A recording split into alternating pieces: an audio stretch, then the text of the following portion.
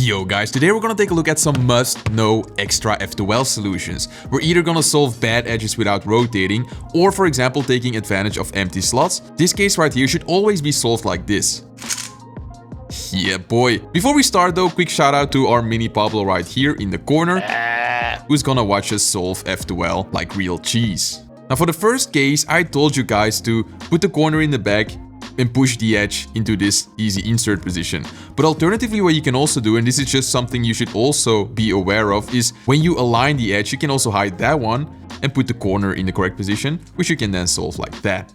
However, if the back slot is open, the best solution is always to just hide the corner, push the edge into position, and you can straight up cancel into solving it in the front. So whenever the back slot is open, this is the fastest solution. Now keep in mind guys, all of the solutions that I'm gonna show you in this video you can mirror to the left side or even to back inserts. But to see all of those solutions, you know the drill, there's a free PDF in the pinned comment and everything is in there, so it's ideal to practice your F2L. Next up we have this case right here with white facing up. Now normally whenever white is facing up, you would align the edge, hide it and push the corner above it, which creates a pair.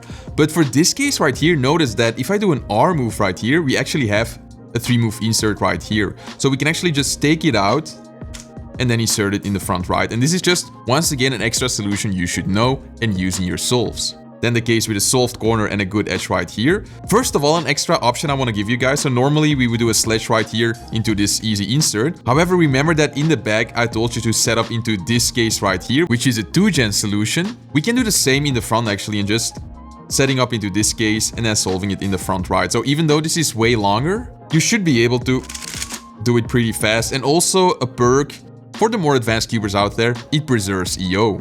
But the more important thing about this case is when you're facing a bad edge and you're solving in the front, if you put the edge right here and take out the corner this way, this forms a pair and you can actually easily insert this with a hedge insert to the left like so, and this is a must-know solution. And even when we're solving in the back and we have a bad edge, we can also do the same thing, so just taking out the pair like this, and depending on your solution you might rotate or just insert it without a rotation. We can take this even one step further. When we have a good edge and we're solving in the back, instead of doing the long 2-gen solution, what you can also do is put the edge right here, doing a wide insert, which forms a pair right here, and you can just insert that in the back straight away. So these are fewer moves, but some people might struggle with the wide insert, so just have a play with it and see what works best for you. Then we have this case right here, so that's just sexy insert.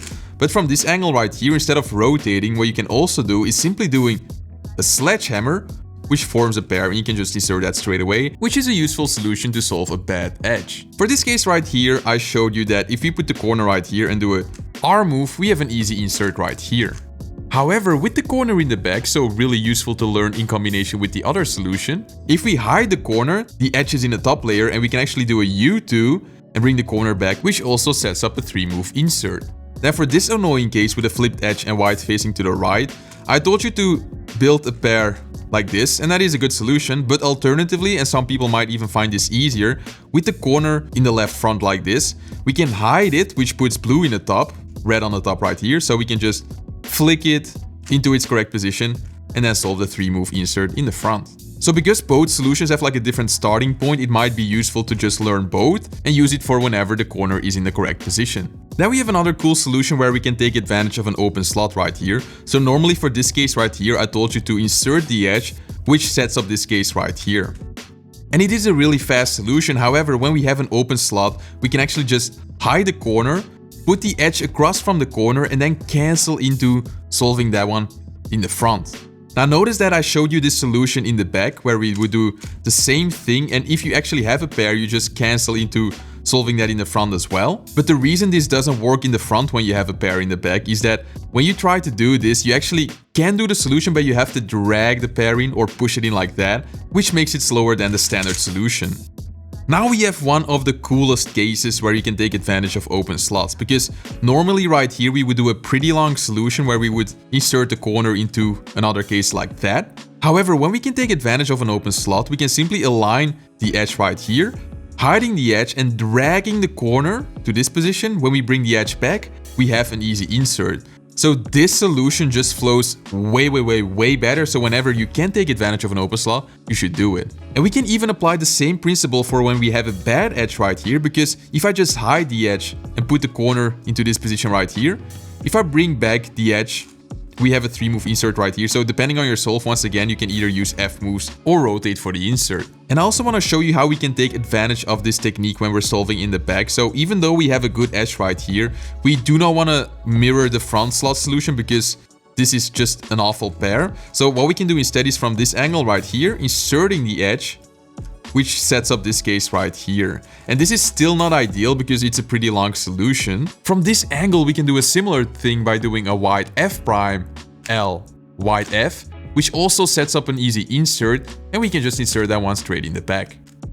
But even when we're solving this in the back, if there's an open slot, it's always better to just set up a 3-move insert like that. Because even when the front slot is solved right here, we can for example use the back right slot to still do the same moves, and this also sets up into a 3-move insert. So this is basically just a bad case when we cannot take advantage of open slots, but a pretty good case when we can take advantage of open slots. Then for this case in the front right, when we have a bad edge, instead of rotating and doing this pretty long solution, what we can do instead without rotating is putting the pair in the back and inserting the edge into its slot like that. Now even though it is flipped, white is facing up right now, and we know how to solve this by doing a sledge and then inserting the pair. And the reason this works so well is that after inserting the edge, we can just cancel into the sledge, which makes it a really fast execution. And I think it is better than doing something like F inverse F prime, because this messes with EO and it is also less intuitive.